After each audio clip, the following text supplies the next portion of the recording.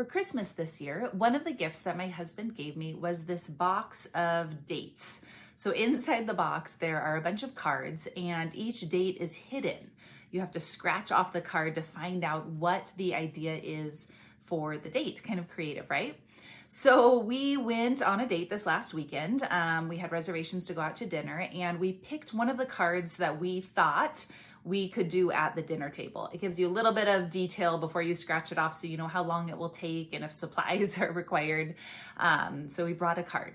And at the dinner table, we scratched it off, and it was this fun little game where we asked each other 10 questions. The questions were provided, and then we had to guess what we thought the other person would provide as their answer.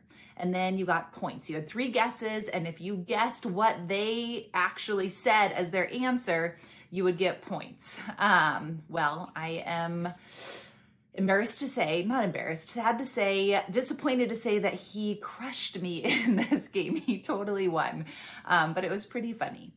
And here's the deal.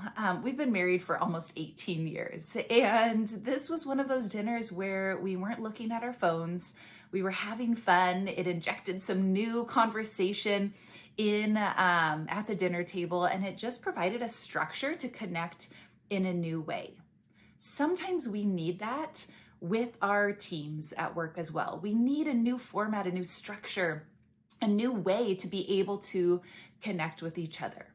And so I've actually recently learned that there are several people out there who use these 2-minute tips in their staff meetings. They'll watch it as a team, and then typically with the 2-minute tip, there's an idea or a challenge or a conversation starter that then they discuss as a team. And so I want to encourage you to consider doing the same. If you don't know how to infuse some new connection within your team, use these 2-minute tips to do that. Watch it as a team and then discuss thereafter.